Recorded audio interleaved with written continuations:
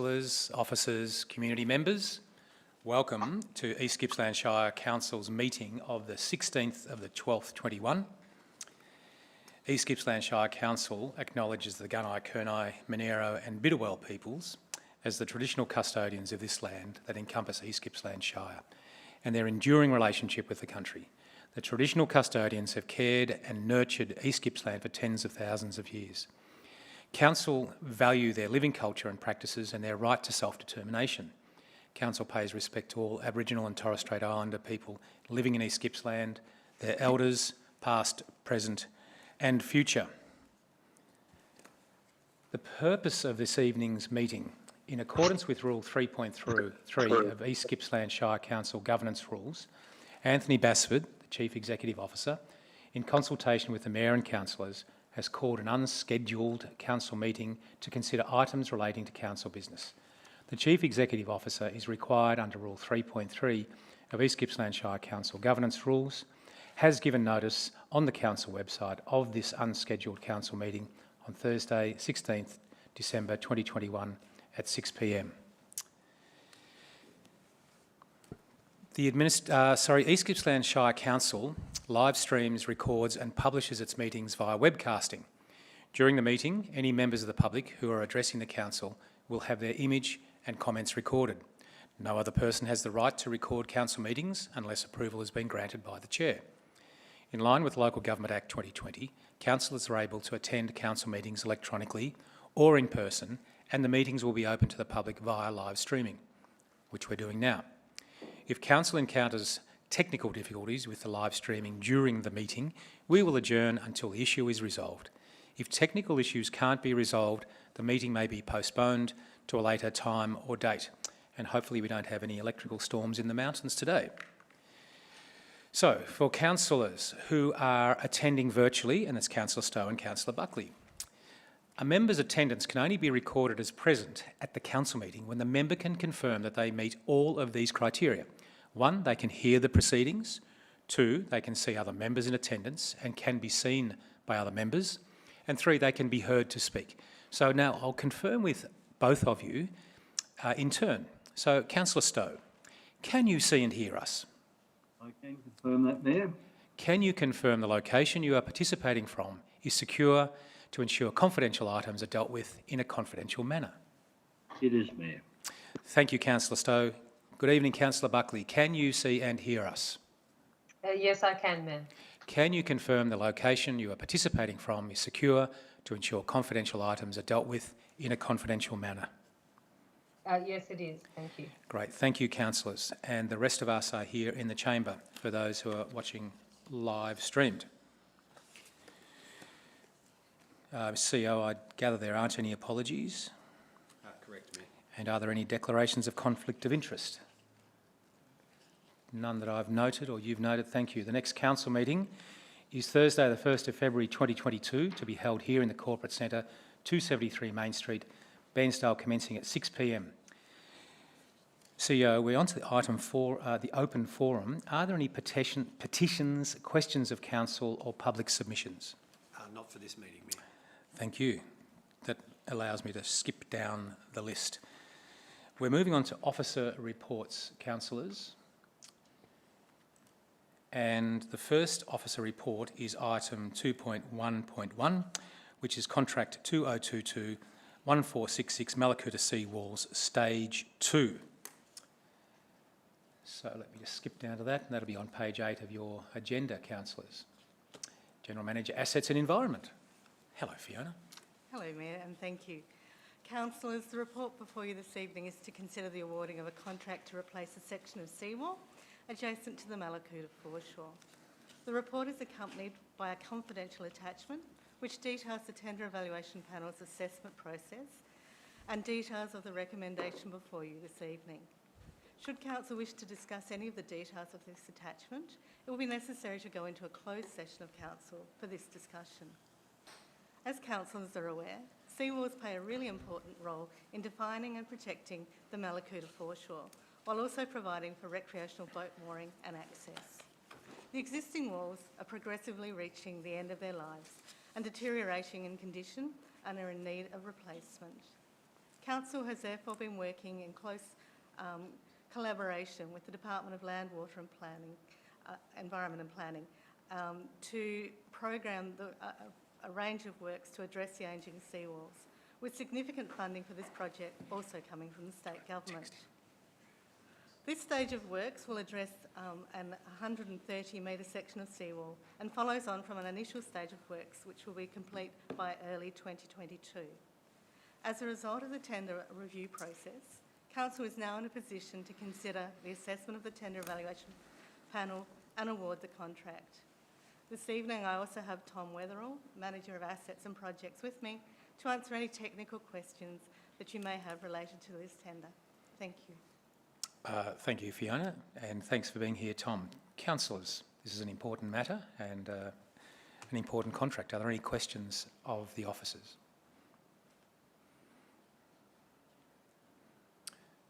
There we go. Well, councillors, in that case, there is a recommendation. Do I have a motion? Thanks, Councillor Allen. Do I have a seconder? Councillor Crook? Terrific. Would you like to speak to the motion, Councillor Allen? Thanks, Mayor. Only to say that this is stage 2 of the seawall replacement, and I think it's a project that's very valued by the Mallacoota community, and it'll be great to see it completed. Yep, well done. Thank you. Councillor Crook? Is the motion opposed? Would anybody else like to speak to the motion at all? Okay, let's not beat about the bush. In that case, I'll put the motion to the vote. All those in favour? Thanks. Thanks, councillors. Carried unanimously. Item 2.1.2, and okay, so up on the screen is that recommendation and has been populated, and Jarvis Norwood are the successful tenderer.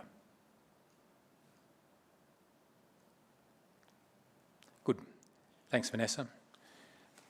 Councillors, item 2.1.2, we're still in Mallacoota, and this is Mirrabooka Road footpaths redevelopment. And Fiona, would you like to take us on this journey as well? Thank you, Mayor. And Thank yes, you. again in Mallacoota, this report is to consider the awarding of a contract for the construction of a footpath adjacent to the Mirrabooka Road in Mallacoota between Lakeside Drive and Raheen Drive, and it includes associated road and drainage works.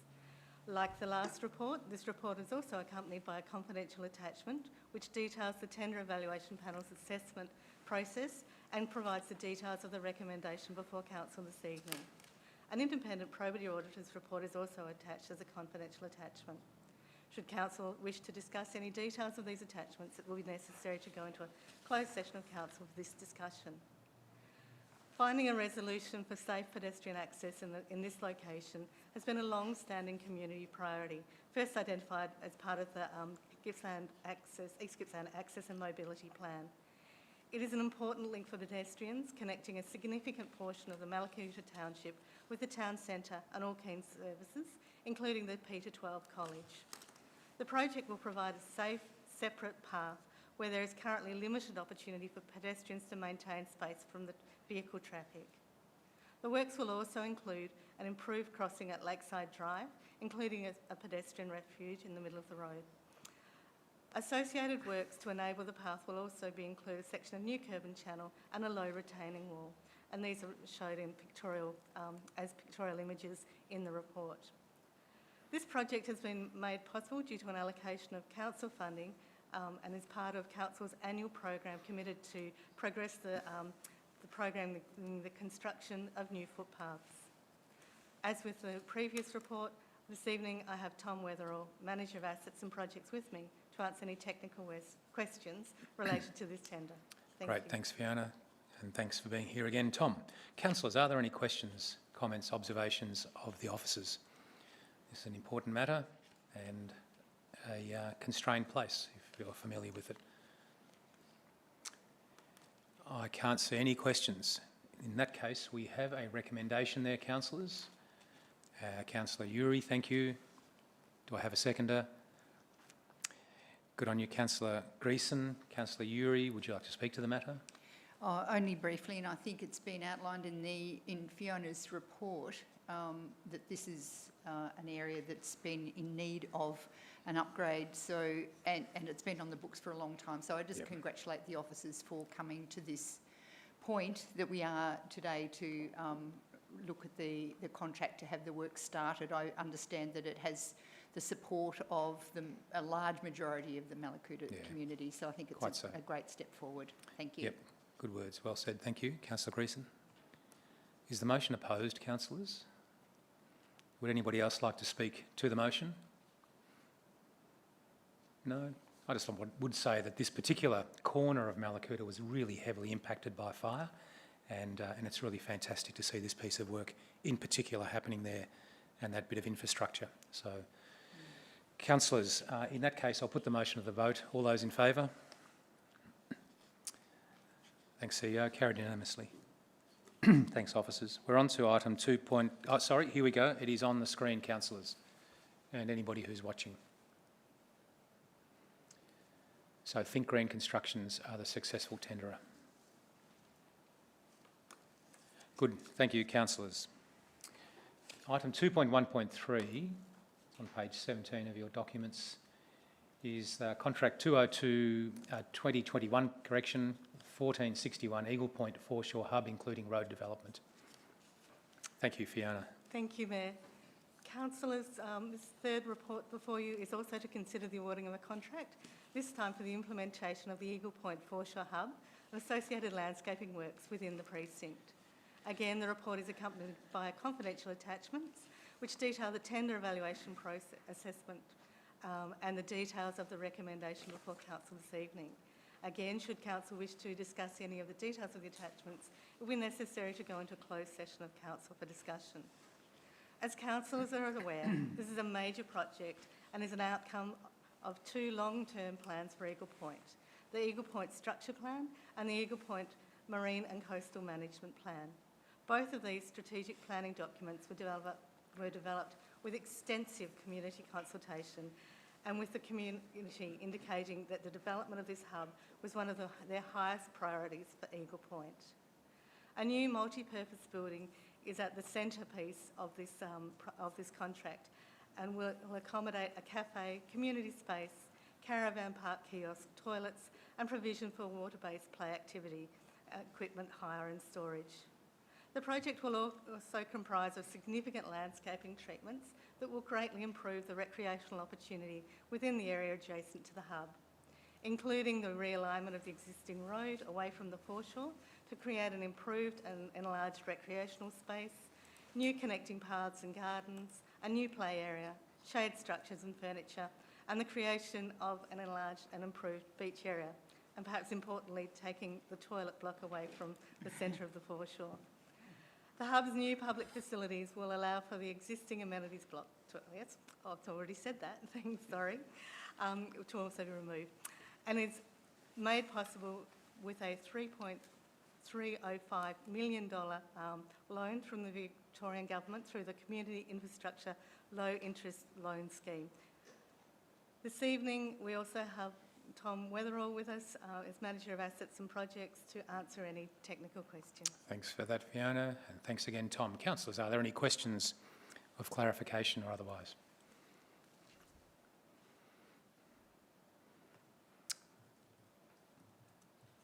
Okay.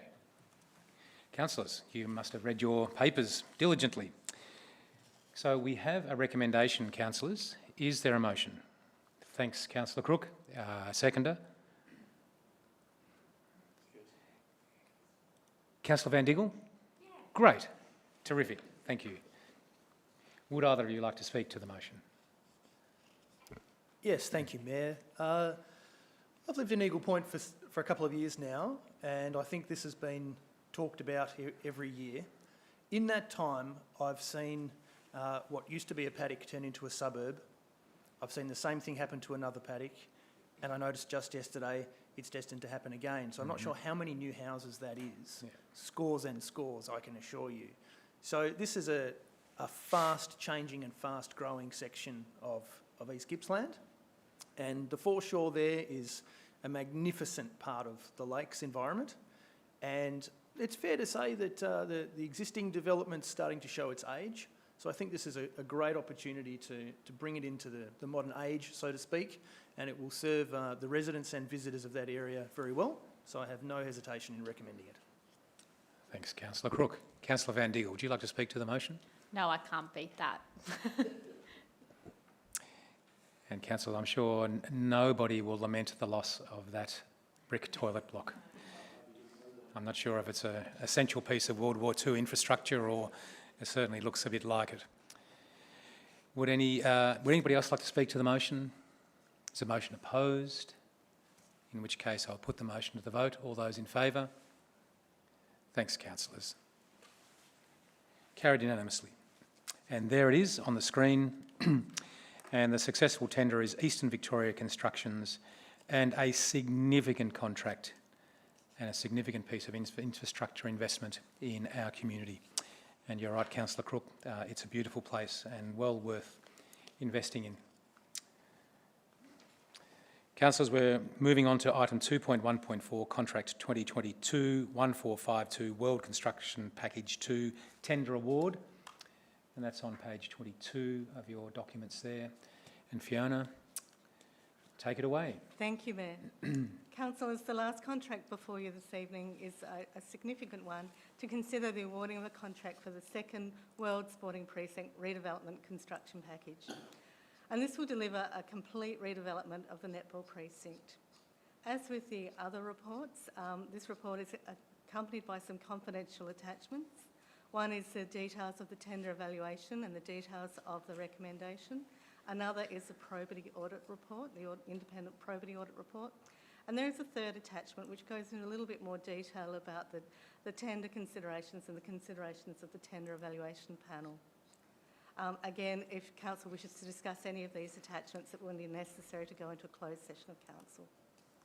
As councillors well know, the World Sporting Precinct project commenced its physical delivery earlier in 2021 with the construction of the hockey precinct, the main entrance and the car park now well underway. The project originates from Council's adoption of the Bairnsdale Sporting Facilities Plan in September 2018, and that identified the project as being a high priority due to the strong participation and growth in netball, hockey, soccer and futsal. This project will support over 900 netballers in the area and support their continued participation in active sport. It will also help to attract netball carnivals to the area. The project has attracted significant investment from both the Australian Government and the Victorian State Government, collectively providing over $10.5 million in grant funding. We also have accessed a Victorian Government low interest loan for the remainder of the project. When completed, this regional standard facility will provide a new netball complex, hockey pitches with lighting including one synthetic pitch, new soccer pitches with lighting including one synthetic pitch, all associated works including access roads, paths, car parking and landscaping, and pavilions to serve multiple clubs across the sporting codes. The project, is fair to say, will be of regional significance and will ensure an excellent standard of sporting facilities for East Gippsland community for decades to come and pave the way for regional events in East Gippsland. Construction Package 2, which is before you tonight, is a very important stage in the overall project and focuses on the netball complex, with works comprising of the demolition of the existing netball courts, construction of 8 new concrete netball and futsal courts, court lighting, construction of netball precinct car parking, installation of the car park and precinct lighting, landscaping, furniture, including team shoulders. Again, this evening I have Tom Weatherall with me as Manager of Assets and Projects to answer any technical questions that councillors may have. Great, thank you, Fiona, and thank you for being there. Tom, councillors, any questions? Thanks, Councillor Uri. Thank you, Mayor. So this doesn't relate to the tender process itself, but I'm just wondering from a question from the community. So this contract relates to the netball facilities, infrastructure. Does this mean that the netballers will be able to use the facility before the whole project is completed? I'm not sure whether it's a question to you, Fiona. Or I'm happy to Tom. pass that across to Tom. Thank you. Okay, thank you. Yes, through you, Mayor, Yeah, and go ahead. thank you, Councillor Uri. So the completion of this stage, this second construction package, and construction of the pavilion, which we'll also be looking to commence in early 2022, the completion of both of those stages will allow for the hockey precinct, which is currently under construction, and the netball precinct to all function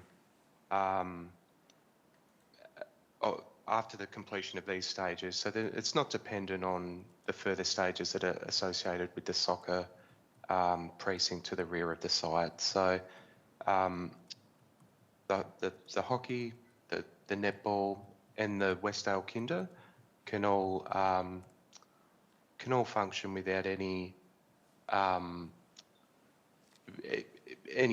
implication for the works that will happen at the rear of the site. And the scheduling has been undertaken to just provide a minimum impact on the playing seasons of each of the respective codes. Yep. Thank you, Councillor Uri. Terrific. Thank you, Tom.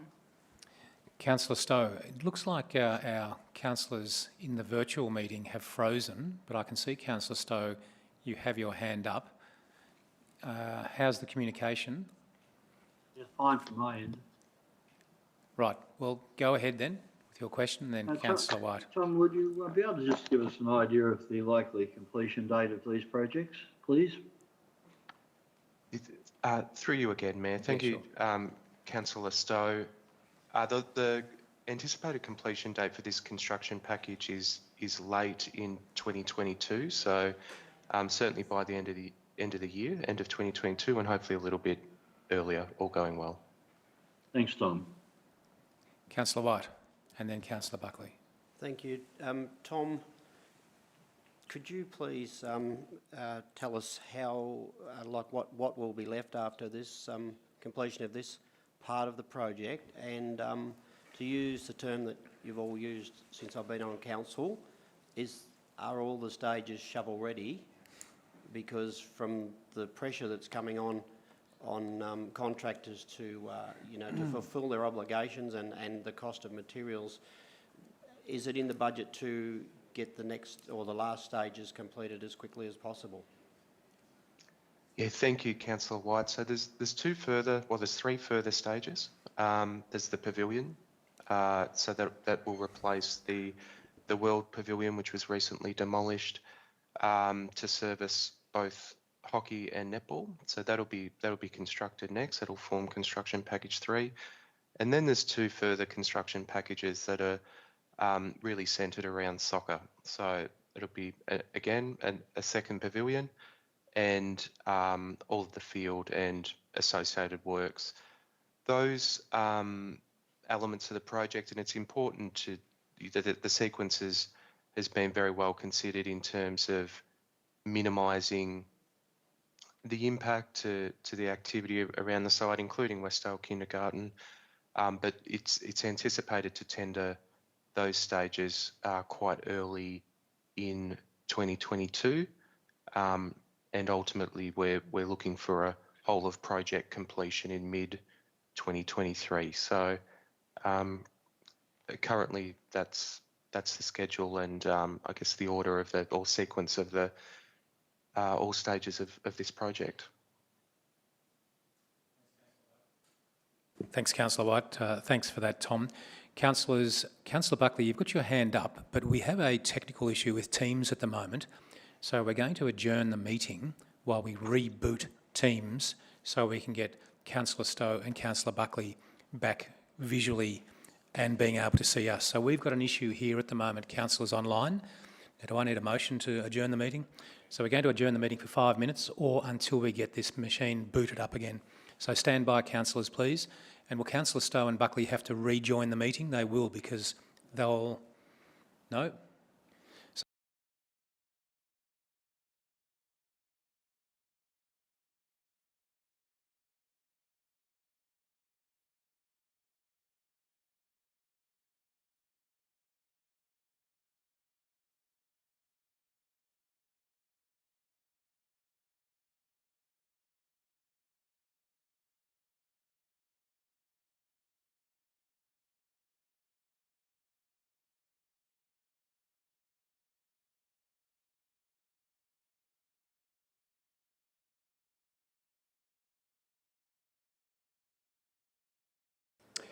We're back online. Great.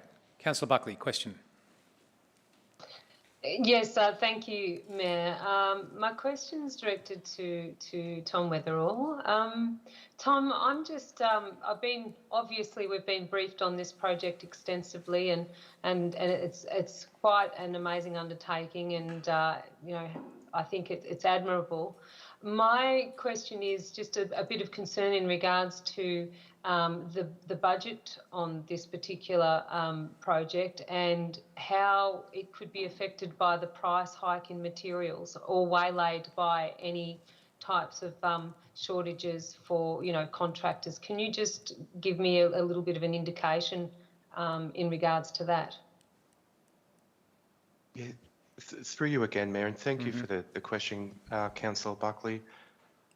I think just in general, you know, the construction sector is seeing quite significant cost pressures across the board, and those cost pressures are having meaningful impacts on many of council's projects. Likewise, you know, much of the construction sector, even the private sector across Gippsland and across the whole state. Without discussing the specifics of the pricing and the tender evaluation of this project, it is certainly not immune to those pressures, and we're continuing to look at ways to manage those risks to ensure that we can deliver this project for the community and see it through. Yeah. Thank you. Thank you, Tom. Yeah, no, there are significant concerns at the moment right across the whole building sector, and I'm sure that our officers have got that in their mind with all of these contracts, these significant contracts. Councillors, are there any other questions? I can't see any, so in which case there is a recommendation there. Do I have a motion? Councillor Uri? Councillor White? Councillor Uri, would you like to speak to the motion? Oh, just briefly, this is a huge project for East Gippsland. I was going to call it a cameo project, but I'm not sure whether that's the correct term. But it's certainly something, you know, out there and in front that doesn't happen every day. No. It's quite remarkable, I think, what a big project it is, and the benefit it'll bring to our communities, but also in a regional sense as well. So it's fantastic to see stage 2 going ahead, and I think we all look forward to seeing the outcomes of this project. Thank you. Couldn't agree more. Councillor White? Thank you. I look at this as something that the youth of our region will benefit greatly from this, and particularly as it's going to become, like the facilities that were there could not host Victorian tournaments like state championships and things, and this enables Bairnsdale and surrounds to actually host, if they're selected, to host hockey tournaments for a state championship or netball, and I just look at that as being an absolute bonus for our younger people. And I do understand that there'll probably be some older people playing on those pitches, but it's the young people that will benefit the most. And I look forward to, well, maybe one of us can cut a ribbon up there one day. Let's hope so. And unfortunately, the trigger for being a veteran these days seems remarkably young by my standards. Councillor Stowe. I'd just like to comment too that I think this is a once-in-a-generation project. We don't get an opportunity to do something like this very often, and the use people will get out of this will go on for decades, so I certainly support it. Very good. Is the motion opposed? Would anybody else like to speak to the motion apart from Councillor Stowe? I'll certainly just add that spending many years coaching young people hockey out on that bumpy pitch up there in the past, it'll be just fantastic, and I wouldn't mind firing off a short corner when that pitch is finished. But in the meantime, those netball courts and car parks and everything, all the other infrastructure will be fantastic. Councillors, I'll put the motion to the vote then. All those in favour? Thanks, CEO. It's carried unanimously, councillors, and we'll see the recommendation and Cranes asphalting and bitumen sealing have that contract, and it's a $5.3 million contract, councillors. Another significant piece of investment in our community. Fantastic. Councillors, we're moving on to item 2.2, Business Excellence, 2.2.1, Councillor Code of Conduct, and that'll be Mr Cannizzaro Peter. Thank you, and through you, Mayor. Councillors, before you is a report titled Councillor Code of Conduct. Councillors, you'll be aware that Council adopted the Councillor Code of Conduct in February 21 in accordance with Section 139 of the Local Government Act 2020. The adopted code at that time did not include, and currently does not include, a dispute resolution process. The report presented to you this evening is proposing that the code be amended to include a dispute resolution process to assist with the effective and consistent management of disputes if and when they arise. A revised draft Council Code of Conduct that includes a dispute resolution process is provided for you, councillors, at attachment 1. The dispute resolution process, titled Schedule 1, is also provided to you as well, and that's at page 44 of your agenda.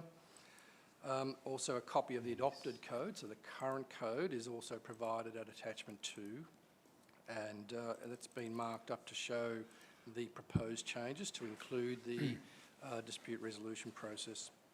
So the only amendments that were made to the adopted code, and the one that was adopted in February 21, has been to add Schedule 1, so the dispute resolution process, which outlines the dispute resolution process and also the referencing of Schedule 1, and to also add the procedure in the body of the code. In all other respects, the content of the draft Council Code of Conduct presented this evening to you is the same as the code that was presented and adopted in February 2021. Under the Local Government Act 2020, Section 140, Council may review and amend the Council Code of Conduct by a formal resolution of the Council passed at a meeting by at least 2/3 of the total number of councillors elected to the Council. Councillors, the report with recommendations is presented for your consideration tonight. Thank you, Mayor. Thanks, Peter. Councillors, are there any questions of Mr Cannizzaro? Councillor Crook. Thank you, Mayor, and thank you, Mr Cannizzaro. Just so we're all absolutely clear, the proposed dispute resolution process makes no other material change to the document itself. It is merely the dispute resolution process that is in addition to the existing document. Thank you, Councillor Crook, and through you, Mayor, that's correct. Thank you. Councillor Crook. Councillor Buckley. Mr Cannizzaro, my question just relates, well, I've got a couple of questions. The first one is, why is the dispute resolution process embodied in the code itself and not a standalone policy separate to the Code of Conduct? Why is it being enforced into the Code of Conduct document?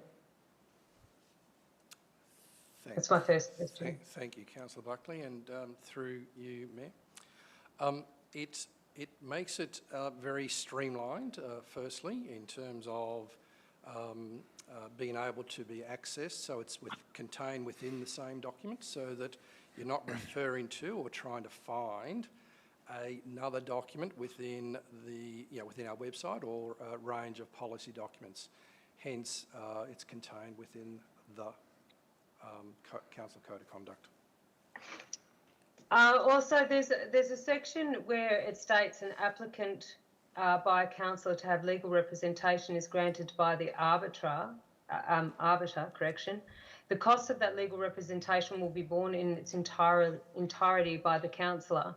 Now that's new. In the past, there has always been an avenue for councillors to be able to access financial support if they are forced into the arbitrary situation, to be able to have legal representation. So why has this changed? And I suggest that there should be amendment made to this document. Thank you for your question, Councillor Buckley, and through you, Mayor. I think you're referring to the council expenses and support policy, whereby there is a value with respect to potential legal support. This is not this councillor code of conduct and the dispute resolution aspect with respect to seeking and securing a legal advisor to work with the arbiter, or in a particular case, is at the councillor's expense. So it's very different to a councillor support and expenses policy item. Also, it says in the document that parties may have a support person for the mediation process, but not legal representation. Is that not stipulating that that goes against a person's rights in general? Every person is entitled to have legal representation in any setting. This document basically omits that, and I have a problem with that, and I'm asking, the question is, what right has that, or has the document or the council got to put that in this process?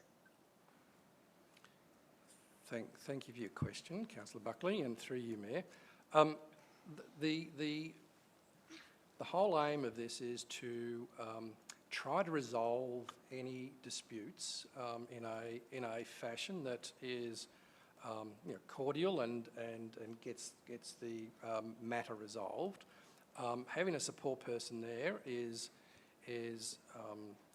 basically someone that helps and perhaps guides you if need be in terms of the situation, but not as a legal representative, because it really is it's trying to attempt to resolve a matter in a amicable manner.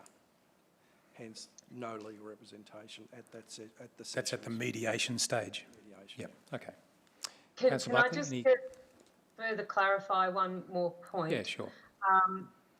And that is, with this representation, this person in the mediation is not allowed to speak. Is that correct? The support person? Correct. That's correct.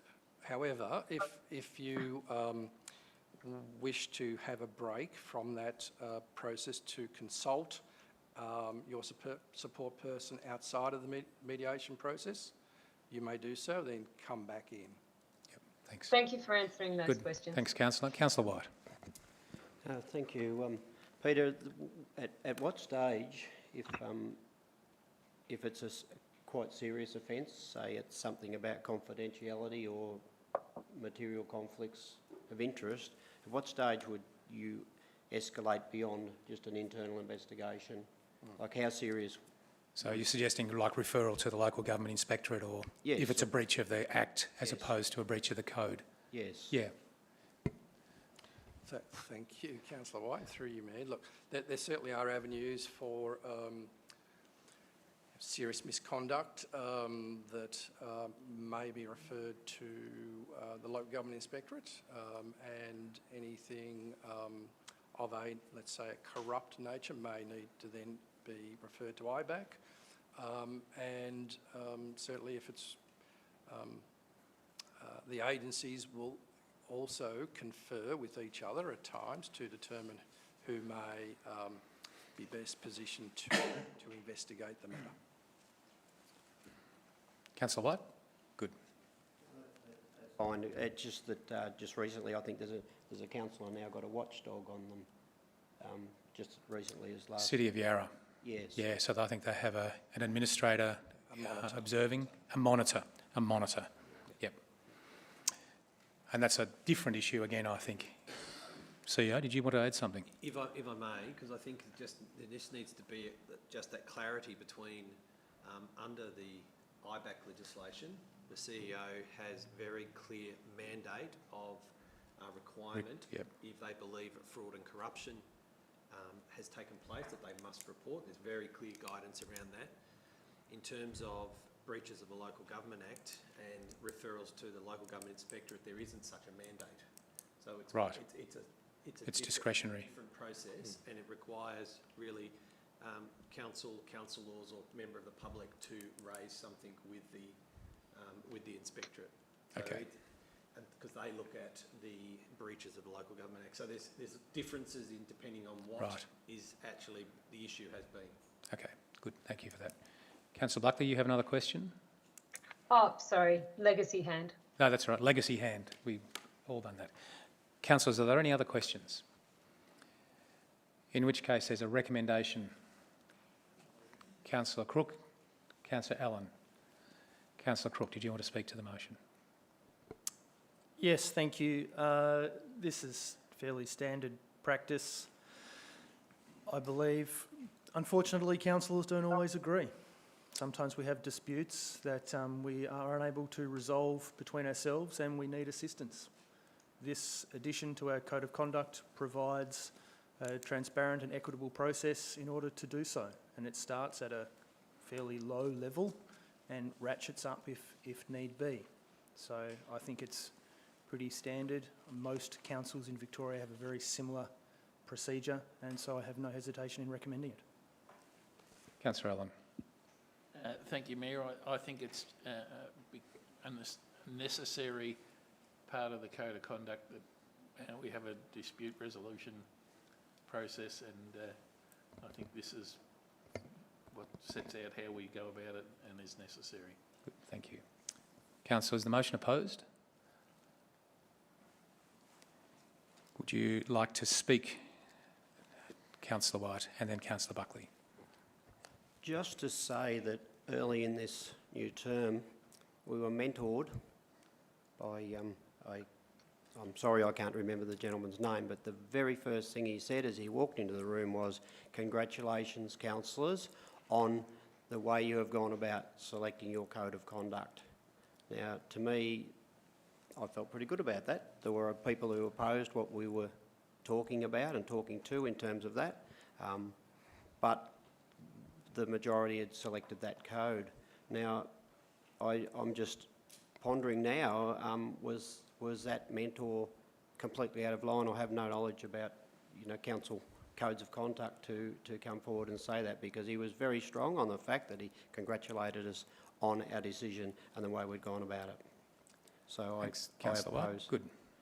this, the change to something that we were told was really good. Would anybody like to speak to the motion? Councillor Buckley, you wanted to speak against the motion. Go ahead. Well, not only does this blow the document out by several pages so that it becomes a bigger document, in my view, it should be separated from the Code of Conduct just as a dispute resolution process. It shouldn't be embodied in the Code of Conduct at all. So I don't support that. I think that that we could revisit this and decide to, if we defeat this at this point, we could in next year revisit it and make it a fairer process. It clearly is in breach of a human right, which is if a person decides that they need to have legal representation when they're going through any dispute process, that they should be entitled to that. This document, it does the opposite. So I can't support it in regards to that. And I think that if we're fair and we want to have a document that we all own, then it should be a unanimous document. It shouldn't be something that's being opposed, because then it only makes a code of conduct that only part of the councillors agree to. John and I are not agreeing to this, so I would ask councillors to, at this point or at this junction, to not vote for it until we can relook at it and reword or simplify in some areas that we're all happy with, and then it'll be a document that we can all own. At this point in time, that won't be the case if it's voted through with only, without a unanimous decision. So I really, if councillors want to be fair to everyone, they need to be inclusive of everyone. So this, if it gets through today, it won't be it certainly won't be a document that's supported by all councillors. Thanks, So Councillor Buckley. Would anybody else like to speak for or against or against the motion? In which case, I'll put the motion to the vote. All those in favour? Pardon me, sorry. Sorry, a right of reply. Sorry, Councillor Crook, you have a right of reply. Pardon me, councillors. Thanks for that technicality. I would have been called up on a point of order there, so go ahead. Thanks. Thanks. Maybe there's a bit of confusion. John, in relation to your concerns, I forget the gentleman's name too, but Craig Kenny, thank you. I think our original code of conduct when it was put before us was in the order of 60 or 70 pages. I think now we're down to 40, sorry. I think now we're down to a fraction of that. And I think that his recommendation to us is that we had done the right thing in taking out some potentially superfluous elements of it and brought it back to what was really important. I can't obviously speak for Mr. Kelly, but I don't imagine that he wouldn't commend a process of dispute resolution. It really is very standard and appears in most council's documents. And so I think we're okay there. And Sonia, I'm concerned that you feel this isn't representative of your needs. I don't think it actually denies you legal representation. I think what it does is in the initial stages, it sets out a process to work through the issues in a less heated way maybe, or without the legal representation in the room. And if at a later stage the dispute can't be resolved, then there is in fact an opportunity to have some legal representation. So I don't think anybody's being denied legal representation. We're merely trying to outline a process whereby if it's not required and not needed, it's not used. So I'm comfortable with how it is, and I hope that we all can be in that regard. Thanks, Councillor Crook. This time, I'll put the motion to the vote then. All those in favour? 2, 3, 4, 5, 6, 7. Those against? The motion is carried. 7-2. Thanks, councillors. Item 2.2.2, Councillor Representation Register and Draft Revised Council Representation Policy. Mr Cannizzaro again. Thank you, and through you, Mayor. Councillors, before you is a report titled the Councillor Representation Register and the Draft Revised Council Representation Policy. The key points to consider tonight, councillors, is that there's an annual review and endorsement of the Council Representation Register for 2022, and the register has been reviewed following the statutory meeting to elect the Mayor and Deputy Mayor. Councillors reviewed the register and identified appointments to the various committees and so on, and endorsement of the second part of it is the endorsement of the draft revised council representation policy, which has been amended for minor administrative changes to remove reference to boards under the under the current policy, also to remove reference to an item of referenced as the Council Code of Conduct, which was related to the former Code of Conduct, and also updated references for Local Government Act 2020 to remove reference to the Local Government Act 1989. So very minor administrative changes. So the report and recommendations, both the register and the policy, are presented to you tonight, councillors, for your consideration. Thank you, Mayor. Great, thanks Mr Cannizzaro. Thanks Peter. Councillors, are there any questions of Peter? Councillor Greason and then Councillor Buckley. Thanks, Peter. Thanks, Mayor. This is just a detail looking at the committee, board and external group. Is this appropriate to raise a question about the membership now? I think if this is going to be a resolution of council, we've got to get the membership right. So under the Economic Development Advisory Committee, my understanding was that Councillor Trevor Stowe was an equal appointed councillor committee member to Arthur Allen, Tom Crook and myself. As opposed to being a substitute? Yep. Yes. Is that what Councillor Stowe thought as well? Mr Cannizzaro, you've probably just taken what we provided you, so we need to get clarity on this. Yes, through you, Mayor. That's how it was presented, and that's how it was prepared. And probably my scribbled handwriting is what was noted on the document that was prepared.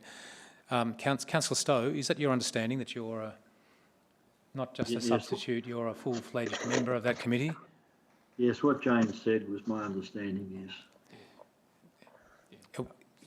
Thank you. Through you, Mayor. We can make an administrative change, that very simple. Are we comfortable with that, councillors, that'll be an administrative change? Yes, thank you. Thanks, Councillor Greason. Well picked up. Thank you, Jane. Councillor Buckley.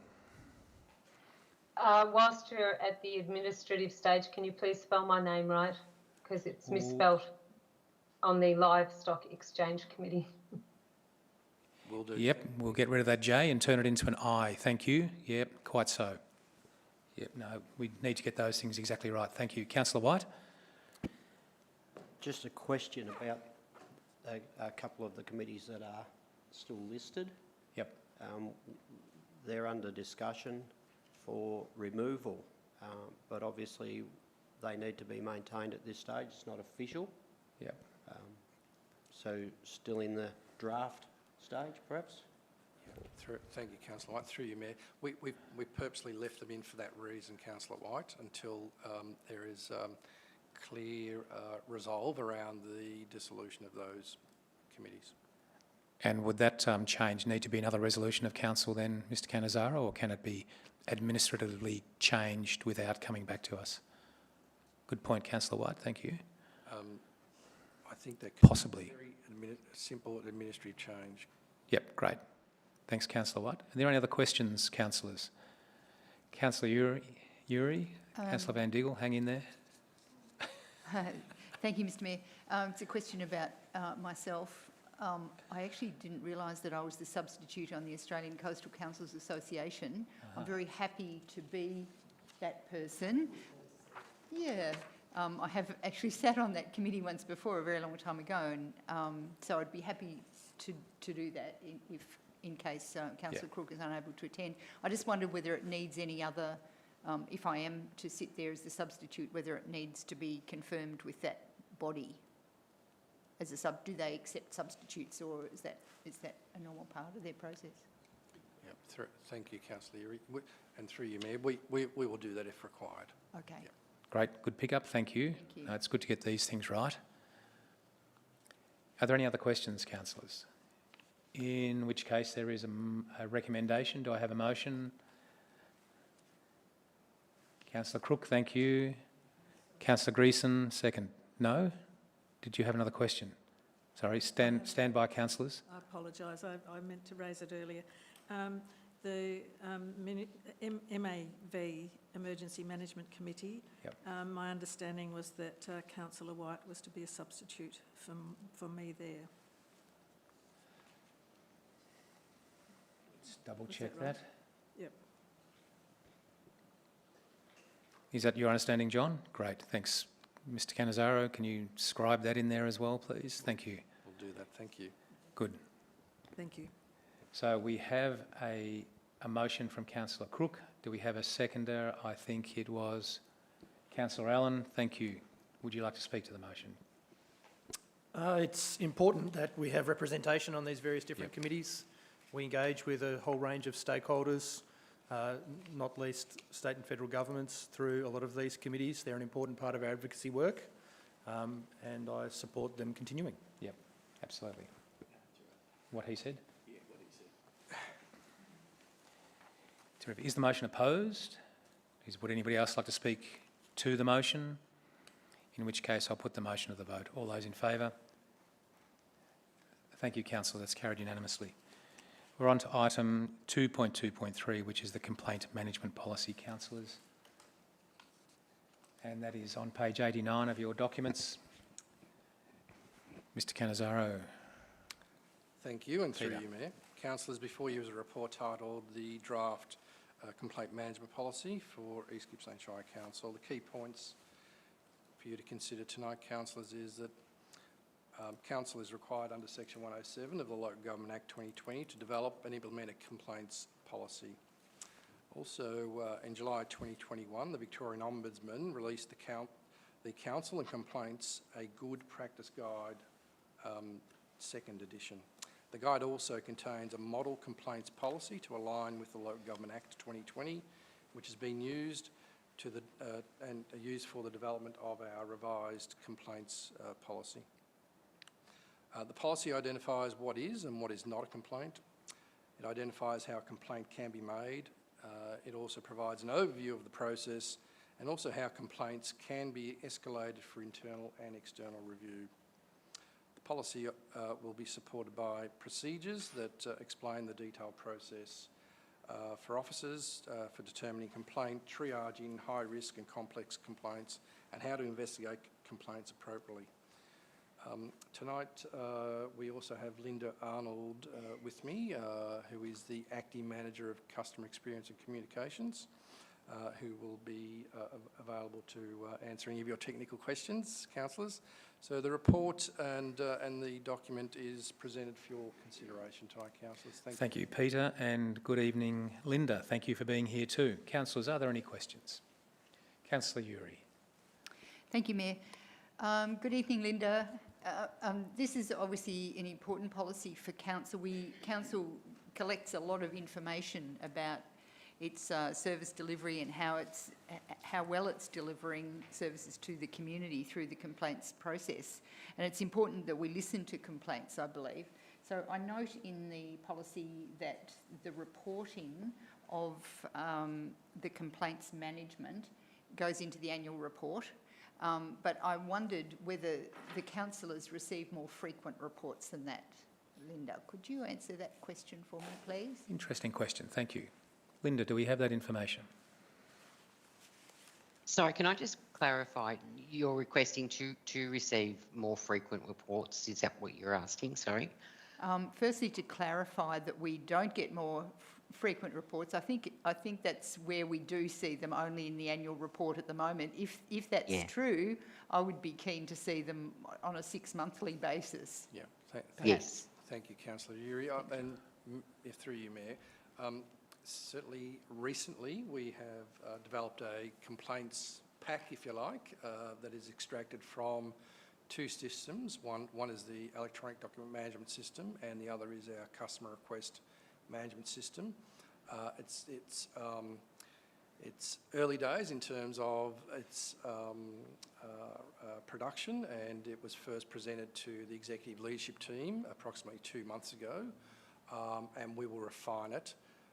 Having said that, the 2 systems that I just mentioned are quite old and legacy systems that will be replaced. So the data that comes out of those 2 systems for reporting purposes will be improved once we replace the systems. So we'll have better reporting in the future. But certainly they are presented to the executive leadership team and will be presented to the executive leadership team on a quarterly basis. On a quarterly basis. Okay, so Well, my that's question good. is how often and this might be a separate process, perhaps, I don't know, the CEO might like to suggest how this is, because every report we ask for requires officers' time, obviously, so this might need to be tested around the council table if we're asking for more reporting. Through you, Mayor, thanks for the question. I think it would be useful to have a bit of a discussion to understand a little bit as to why and what that information would present, because complaints only present one side of an equation, and so it has to be taken into account of the whole picture. And so I'd probably like to unpack a little bit more about what it is you're seeking to better understand, because I know that council has received lots of emails from people, often in a complaint, in sort of about an issue that hasn't been resolved or a complaint about a particular matter. So I think it would be good to understand what the councillors are actually seeking to understand. And as Peter said, the legacy systems that we have not been great at facilitating good, accurate information that we could rely on. So if we can have that conversation, then I think that would be useful, and then we can pull information from other sources as well, because I'm acutely aware that of the 70,000 plus pieces of correspondence we get every year, there is only a small number of complaints. So how do we balance the complaints with what we're doing well and then where we need to improve? So I think that would be a great conversation to have, and I'm happy to take it up. Yep. Thank you. Yeah. Thank you. Good point, well made, thank you. Councillor Buckley. Yes, thank you. Through you, Mayor. Linda, I'm just curious, how many complaints did we have in the last, well, we've hit the 12-month mark, so almost, so, or just past it in the last year. Can you give me the figures of how many complaints we've had? Unfortunately, I don't have those figures to hand at the moment, but they're not really high numbers, I can tell you that. They're probably only in the hundreds, you know, there'd be less than 1,000 complaints. Okay, thank you. Thank you. Yeah, interesting data of 70,000 or so correspondences or contacts. Yep. So, yeah. Councillor Greason. Thank you, Mayor. CEO, you mentioned before that complaints are only part of the picture. The other part of the picture that I think is extremely important is compliments and feedback that's really positive about the work of the Shire and the staff. And I don't know whether we're collecting that, but I think we should, and we should publish that as well. Thank you. Peter? Thank you, Councillor Greason. Yes, very good point. And through you, Mayor, we do collect that information, and you're absolutely right. We tend to focus on complaints because we want to address things. But when we do get a complaint, a compliment, which we got one today, which was really good for our community laws, one of our community laws team members, they are great, and we celebrate those, and we you know, let the individual know, and let the executive know, and the managers know, and so on. So we need to celebrate those, as you say. Thank you. Yep. Yep, thanks. We've just lost Councillor Buckley again, so stand by for a moment, and that comment around strength-based approach is really important, I think, Councillor Greason, and you know, good work well done should be recognised and acknowledged. It builds the capacity of the organisation, and I'm just trying to fill in a bit of time while we get Councillor Buckley back. Sonia, are you there, Sonia? Oh, there you are. You disappeared for a moment. Another lightning strike up there, I hope not. Councillors, are there any other questions of the officers on this matter? If there aren't, then there is a recommendation. Do we have a motion? Councillor Uri, thank you. Councillor Van Diggle, seconded. Councillor Uri, would you like to speak to the motion? No, I don't think I need to add any more. Thank you, Mayor. Kirsten, is the motion opposed, councillors? Would anybody else like to speak to it? In which case, I'll put the motion to the vote. All those in favour? Thanks, councillors. Carried unanimously. We're on to item 2.2.4, and that's the sale of land laneway adjacent to east of 259 Main Street Bairnsdale. Councillors, page 123 on your pack. And Peter again, thank you. Thank you, and through you, Mayor. Councillors, before you is a report titled The Sale of Land Laneway Adjacent to the East of 259 Main Street Bairnsdale. The purpose of this report is to seek a council resolution to commence the formal sale of land process of a section of road located to the immediate east of land at 259 Main Street Bairnsdale and west of land in Pike Street Bairnsdale. The road is a north-south alignment and is currently used for public access purposes. The road in question has been the subject of a separate formal process undertaken for road closure and amendment by deletion from the Public Roads Register for municipal roads purposes. This process has been subject to public notification in the form of a public notice in the local paper and has received no written submissions. The formal process has not been completed and a separate certificate of title for the road has not been issued to date. The road, together with other adjoining land parcels, is subject to the planning permit 441/2021/P, which was issued on the 18th of November 2021. The land is subject to consolidation prior to the use of the land commencing. The title plan showing the road and adjoining lots is at attachment 1, councillors, on page 137 of your agenda. The subject land is approximately 370 square metres in area. which is currently sealed and provides access for the adjoining land. There's no vehicle access provided to 255 Main Street Bairnsdale from the road reserve, which is either fenced or narrow enough only for pedestrian access at the rear of the service station building.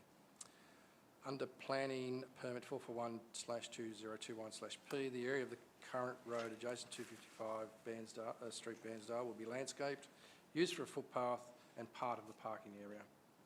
The report with recommendations, councillors, is presented to you tonight for your consideration. Thank you, Mayor. So it is. Thanks, Peter. Councillors, are there any questions of Peter? Councillor Crook and Councillor White. Thanks, Peter. I'm not quite understanding this very well. Maybe you can help me understand it a bit better.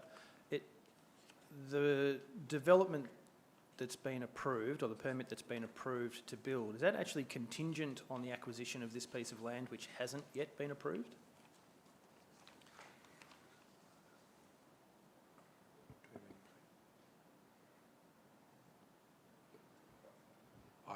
I'd have to defer to our planning department, Councillor Crook, through you, Mayor.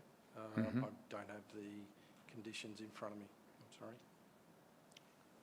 Okay. Interesting question. Trying to establish a sort of sequence of events. I'm aware that the proposed development's a bottle shop, which I'm not very happy about. People know that. Obviously, the sale of this piece of land could be sold to anybody. I'm just wondering whether there's been a process in place where they've sort of applied to acquire this piece of land, put in a planning permit on that basis before we've actually approved the sale, which would be sort of putting the cart before the horse, as it were. Interesting. So through you, Mayor, thank you, Councillor Crook. So there was a request by, and you'll see that on page 129 of your agenda, a request from Development Solutions to close that particular road for would be part of that planning permit, but I haven't seen the planning conditions, so I can't provide you any more information on that, Councillor Crook. Okay, so we're not sure. It would just seem that maybe we should have considered the matter about whether the land is suitable for sale in a general open market sense before we approved a planning permit over the same land for a specific purpose. Maybe that's a comment more than anything.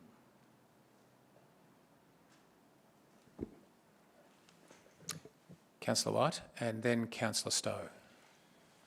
Thank you. My question relates actually, and it's written in the document, that a registered valuer will do the valuation. Being such a unique piece of land that may be 300 and something square metres, which you could possibly build a townhouse on, but it's a very long, skinny 300 and something metres. I just wonder,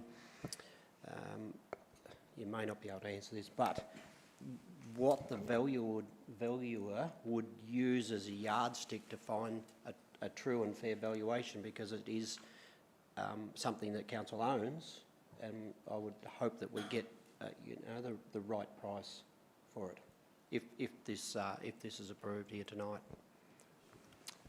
Thank you, Councillor White, and through you, Mayor. So the property is about 101 metres long and 3.65 metres wide, so very narrow, very skinny. With respect to valuation, Councillor White, and through you, Mayor, it will be up to the valuer who is the professional and the expert who would draw on his criteria to value that property. So I can't provide any more detail than that, Councillor White. Well, could I ask a follow-up question, please? So if the valuation comes through and the developer is not satisfied, feels they're being ripped off, where do we go from there? Or is it already settled that they are going to be the buyers at whatever cost the valuation is?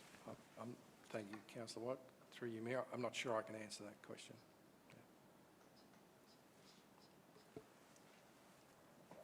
Sure looks like their development's contingent on something happening or that road not being a road anymore. Councillor Stowe.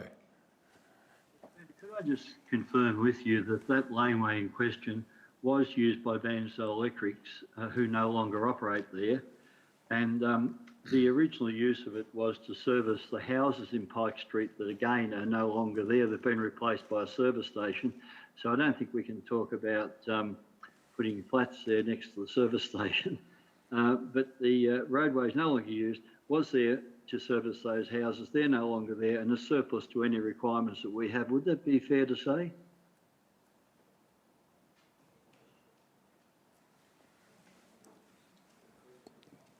It's probably a yes/no answer, I think, Peter.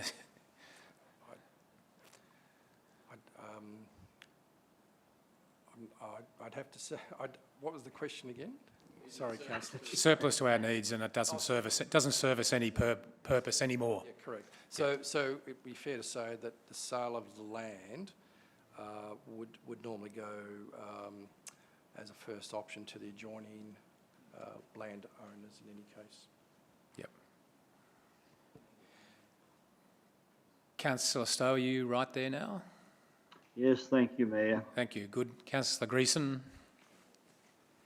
One of your options was that it be grassed and treed and turned into a walking track or somewhere for people to, I don't know, walk. Don't have that picnic there. But if that happened and it's sitting between all these brick walls, do you think people would use it? Thank you, Councillor Greason. Through you, Mayor. Yeah, look, I would imagine they will, but it's difficult to say, I think. Would provide a unique outdoors experience, Councillor Greason. Well, you could use it as, artwork all the way along those brick walls. It could be quite fantastic, actually. But the question is, would it be used? Interesting. So, councillors, are there any other questions? There is a recommendation there. Councillor Stowe, thank you. A seconder. Thank you, Councillor Allen. Councillor Stowe, you would like to speak to the motion? Well, it's just regards what I said before, actually. It's a disused lane. We've got no interest in it. It will be part of the new development. Whether we like bottle shops or not, they're a legal entity and they've every right to go there.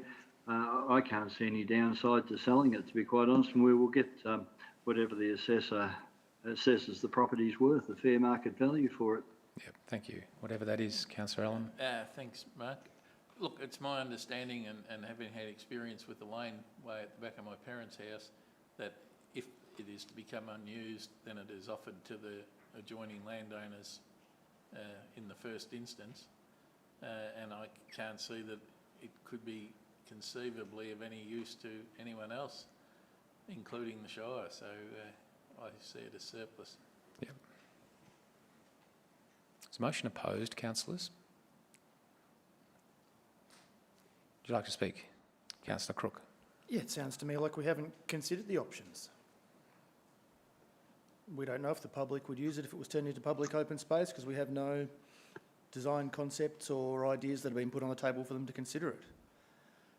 It would seem that this has been a foregone conclusion within a planning decision, although we don't have clarity on that. I feel like we need that clarity before I'm willing to support this motion. I don't like the idea that, I'm not suggesting due process hasn't been followed, but I can't see, I don't quite understand how it has, so I can't support the motion at this stage. Thanks, Councillor Crook. Would anybody else like to speak for or against the motion? Councillor Stowe, you have a right of reply. Yes, look, again, there's limited use this could ever be put to, this laneway. It's out of the way. It's not on the in the main area of the CBD. It would never get used for any worthwhile use that I could foresee, and it will be very useful to this development. So I can't see why we would knock it back. Thanks, Councillor Stowe. Councillors, I'll put the motion to the vote. All those in favour? 2, 3, 4, 5, 6, 7. Those against? 1 abstinence. The motion is carried, councillors. Thanks for your consideration on that matter, councillors. The next item is 2.2.5, which is Information, Communication and Technologies Professional Service Panel of Providers, contract number 2022-018, page 138 on your stack there. And this will be Mr Canizzaro again. G'day, Peter. Thank you, and through you, Mayor. Councillors, before you is a report titled the ICT Professional Services Panel of Providers, contract number 2022-018. The key points for you to consider tonight, councillors, is that this was a collaborative procurement undertaken with Wellington Shire Council, who was the lead council in this joint tender process. The aim is to achieve the most cost-effective and efficient result in the procurement of specialist IT skills and expertise. The ICT Professional Services Panel of Providers is a non-mandatory panel arrangement that covers several specialist ICT categories with an estimated value of approximately $500,000 for the duration of the contract, covering a 4-year period.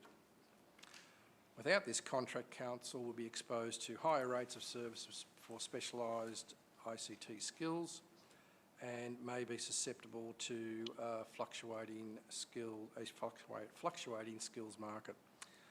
Ultimately, without a contract in place, council will have an elevated risk of higher project costs and will be more likely to experience project delays due to availability of specialised skills.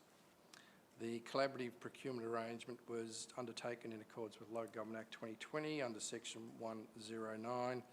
Councillors, the confidential reports are provided to you in the confidential section of the agenda. Should you wish to discuss any aspect of those reports, I would recommend that we resolve to go into closed meeting to discuss those confidential matters. So I have tonight with me Phil Philippou, who is the manager. G'day, Phil. Good, thank you. Services, who may be able to answer any of your technical questions. So, thanks, Peter. to you. Thank you, Mayor. Councillors, are there any questions of a general nature that wouldn't require us to be in confidence? Councillor Uri.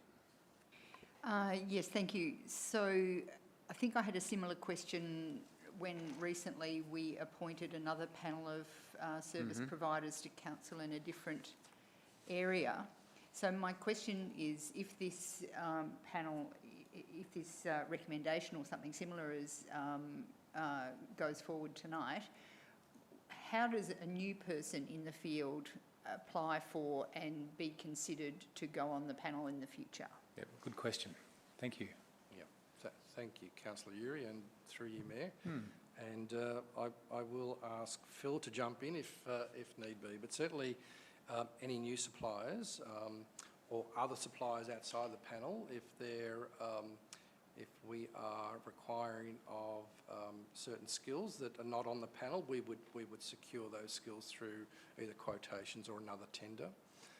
If there are new suppliers required to go on the tender, then we on the panel, then we would at the next panel request for tender, then we'd include them at that stage if they submitted their name to be part of the panel. Thank you. Could you just remind me how long this panel would stay in place for before we review the panel? Thank you, Councillor Uri. Through you, Mayor. This is 4 years. Okay. Yep. Okay. Thank you. Thank you for that. Yep, December 2025. Yeah. So we're committed to them, and any other newer players would have to wait until that next process. Yep. Correct. Good question. Thanks, Councillor Uri.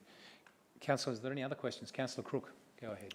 Yes, thank you. I just wonder why, and sorry, Phil, I don't know if you've got the same closed meeting documents that we do, but on page 61, there are some schedules of rates there, and for the same services, we've got a number of different firms tendering different prices for the same services, but there's a very significant discrepancy in the amount that the individual firms are charging in the order of 2 to 3 times. I just wonder why that's the case. Is one firm of exceptional value or less experienced, or? Excuse me, Mayor. We might be venturing into confidential at this stage. I'm not mentioning any names or prices, just the discrepancy between the tenderers. Your call. Well, yeah, I'm not sure where you are looking, Councillor On Cook, page so 61, 61 the of confidential. the confidential document. Okay, well, I don't have that on page 61. Can you show me on yours, Anthony, where we're looking?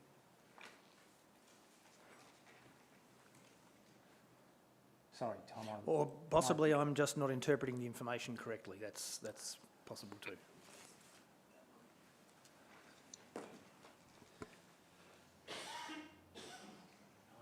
I don't know what document I've got then. I've got 77.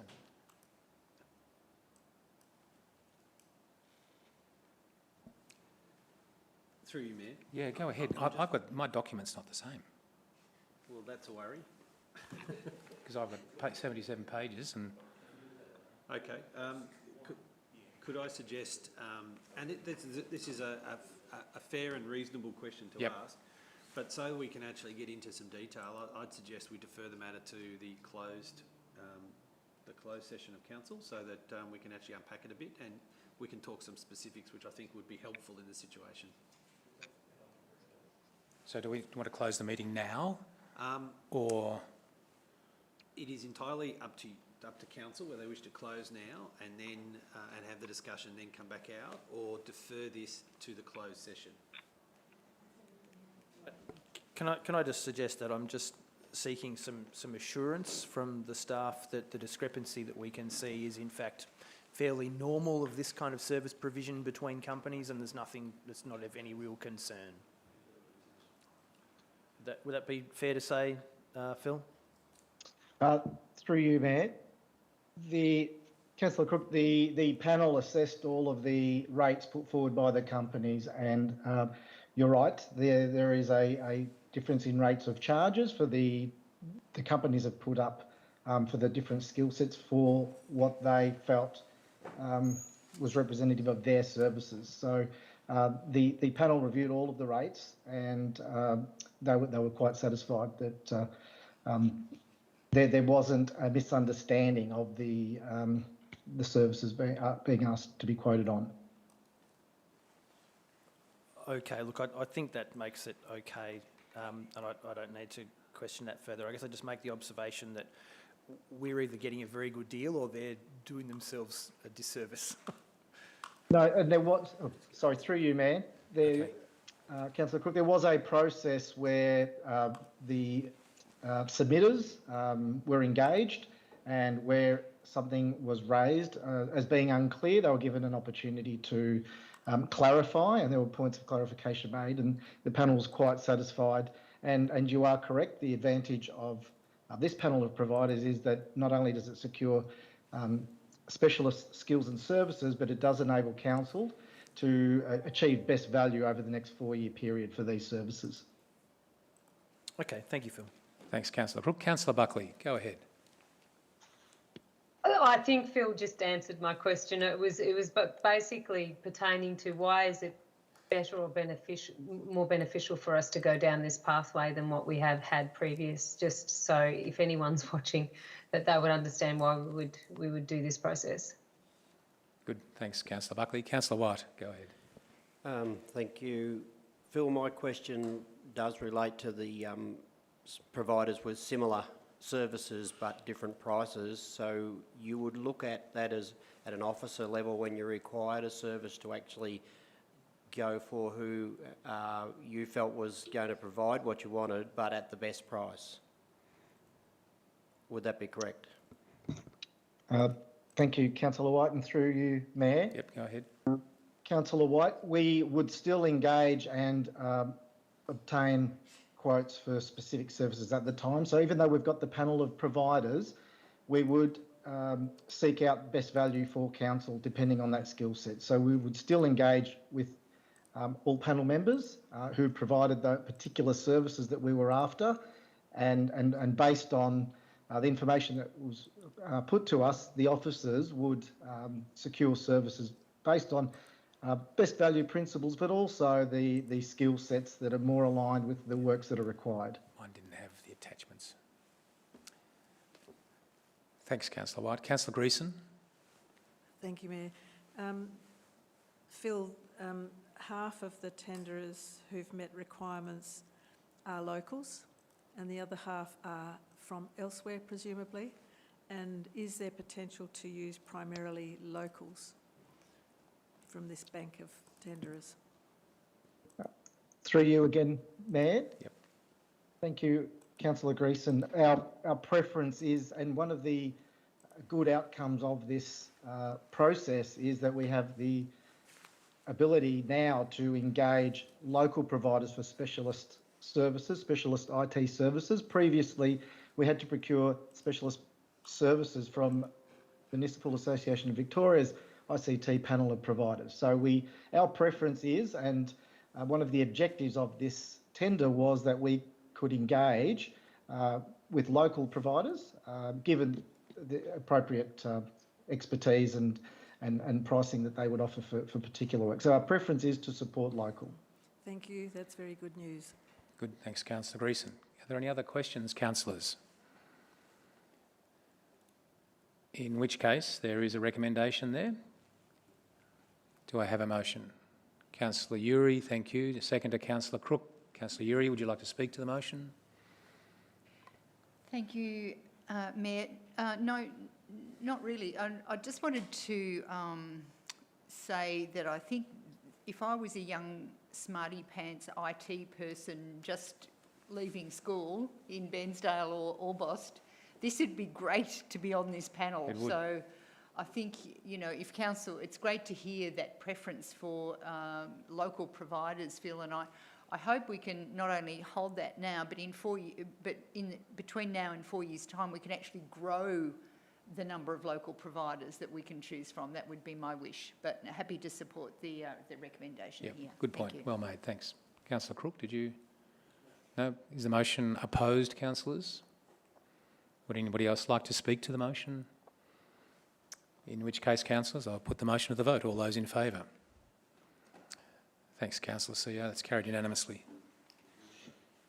And here it is, and there's a lot of them. And the exciting thing is, one of the great joys of being the mayor is I have to sign every one of them. Remember doing that stuff, John? Yep. There's only, I don't know what Phil would have done, but there's only one letter left on the alphabet, so he'd had to have done some fancy IT work to fit more on. Yep, would have been A1, A2, A3. A set of number plates. Thanks, councillors. We're on to item 2.3, Place and Community and Declaration of Special, not speed charging. You can tell it's late. Special charge scheme for South Bairnsdale Industrial Estate water supply upgrade. Long time coming, this project, councillors. And that would be Stuart, I dare say. Thank you, Mayor. Councillors, I'm pleased to present tonight the report that's before you to implement a special charge scheme in relation to proposed upgrades for the water supply to the Bairnsdale South Industrial Estate. As was indicated, this has been an issue long-standing, and the proposal is that through this special charge that landowners in that estate would contribute a portion of the funding to upgrade the water supply. That upgrade is intended to ensure that the water supply meets the requirements that avoid the need for individual landholders to implement their own dedicated private supply, private fire fighting system under most circumstances. So currently that is triggered where building size exceeds 500 square metres, and so what we have is a circumstance where there are numbers of buildings at 490 square metres, and the full development potential in the estate is therefore not being realised. And so through this scheme and through the associated upgrade of the water supply system, the intention is to seek to maximise the value of what is East Gippsland's primary industrial estate and ensure that we get best value in terms of employment and overall economic value for our region.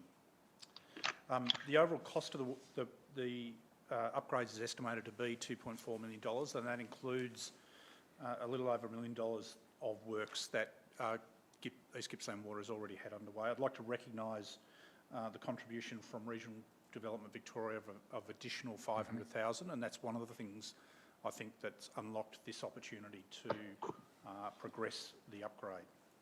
The special charge scheme is intended to raise a further $400,000 from those owners that would benefit from this scheme.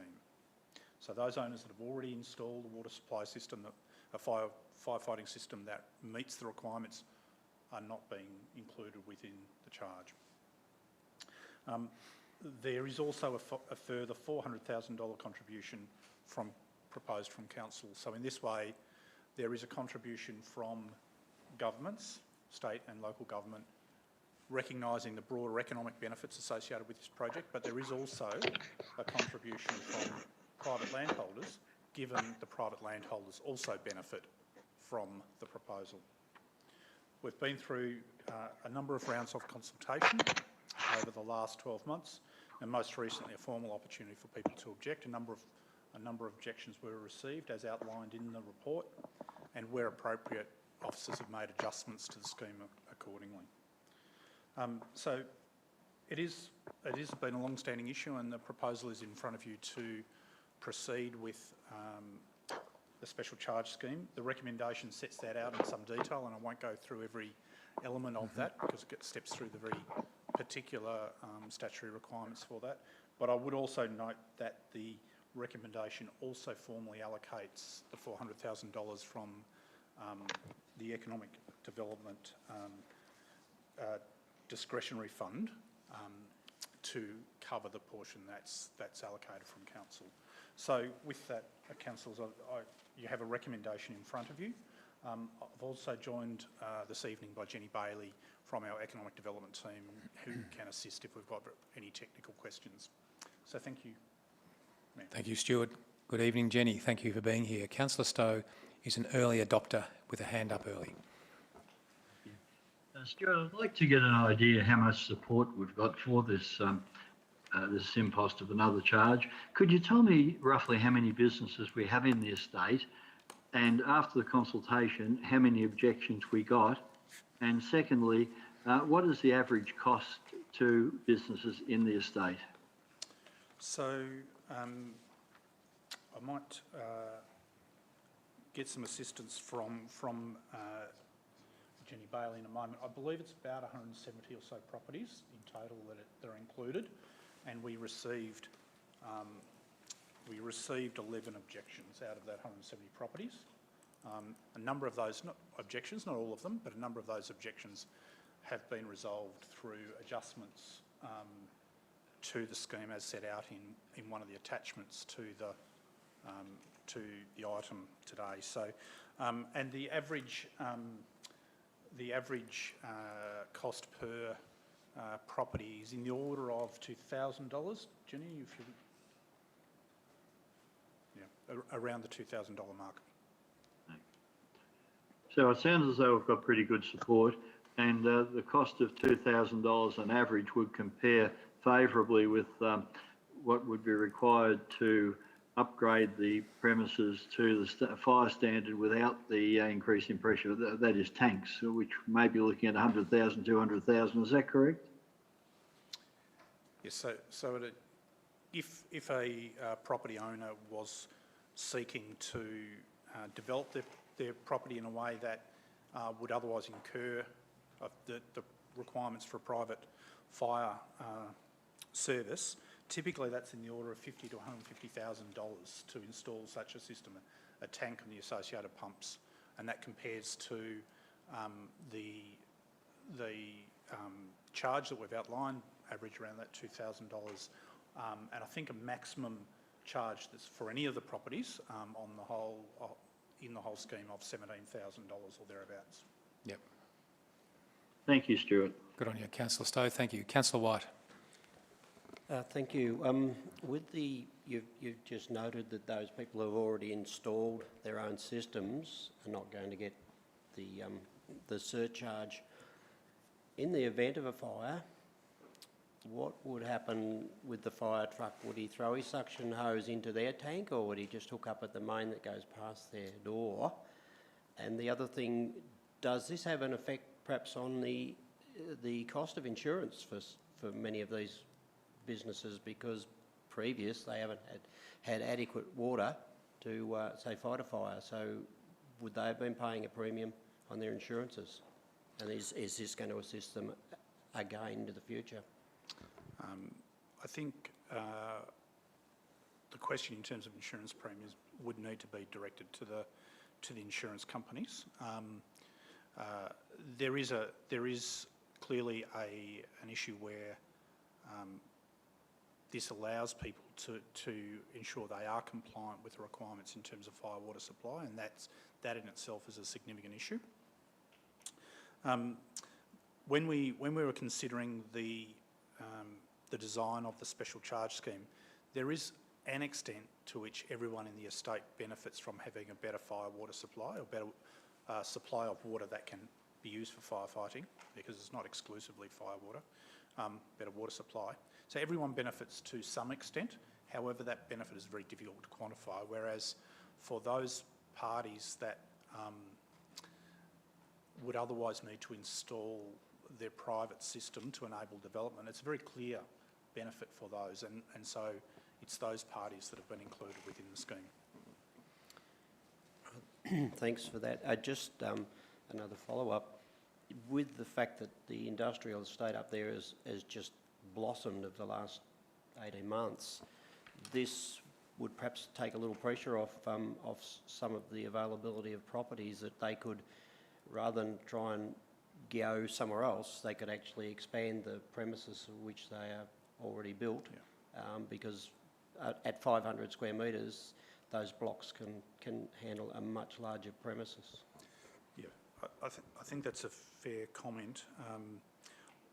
There is an advantage for property owners, not just in avoiding the cost of putting in a private water supply system, but the tank actually uses what's otherwise usable space within the property that would then be available for whatever it is that the business wants to be doing on that property. Yep. Just one more. There was a question asked of me from an owner of the business today, and you've partly answered it in how you've broken the costing down, because they said they've been paying for 12 years this additional over the median for rates, i.e. 130 to 145%, and they actually were saying, well, why can't that money that they've paid in their rates be part of the contribution? But in saying what you did about the economic development, that is where that money goes, and 400,000 of the money that they have paid over the years is being given back to them. So hopefully that satisfies this person's complaint about, having to make an additional payment. Yep. Good. Thanks, John. Councillor Allen. Thank you, Mayor Mark. I had exactly the same phone call today, and I'm glad John drew that out, but this person was satisfied, apart from that their property was going to benefit. So she wanted the complaint registered, which John has done, but I don't think they were going to die in a ditch over it. Good point, well made. Councillors, any other questions on this matter? I see none. So there's a recommendation there, councillors. Do I have a motion? Councillor Crook, thank you. Seconder? Councillor Allen, thanks. Councillor Crook, did you want to speak to this? Certainly. This is a really significant development for the industrial land up that end of town. It's been a long time coming. It's obviously supported by a vast majority of the businesses up there. The land being further developed up there has sold like hotcakes, and so there's obviously the demand. It's good for our business sector, it's good for our local economy, and I recommend the motion. Thank you. Councillor Allen? Thank you, Mark. Look, this has been a thing that's been a long time coming and sorely needed, and I think that the majority, or the vast majority of landowners up there will be very, very pleased that this scheme is in place Thanks. Councillors, is the motion opposed? Would anybody else like to speak to the motion? I can hear former Councillor Toohey speaking to this right now, actually echoing around the chamber. I hope he's watching. Excuse me, Mayor. Yes. Ex-councillor Toohey, if this was happening while he was a councillor, would have been sitting outside. He would have had a conflict of interest and hoping that it would have gone through. Quite so. Nobody's going to pull me up on a point of order there in the middle of this. So, in which case, councillors, I will put this to the vote. All those in favour? Thanks, councillors. Carried unanimously. That is the conclusion of our open council content, councillors. So we now are required to move into confidential. So I will require someone to move that we close the meeting to the public in accordance with the provisions of section 66(2) of the Local Government Act 2020 to consider the following item: asset investment opportunity. Councillor Allen, do I have a seconder? Thanks, Councillor Uri. Do you want to speak to it? Is the motion opposed? I'll put the motion to the vote. All those in favour? Thanks for moving into camera. Thanks,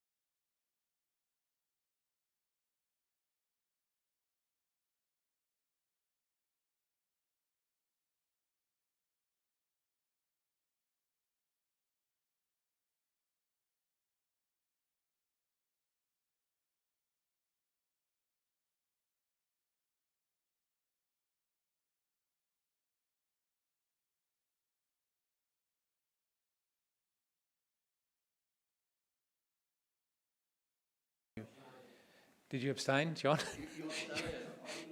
I saw. You would be hopeless at a cattle sale. You wouldn't get, you've got to put your hands up quicker than that. I do.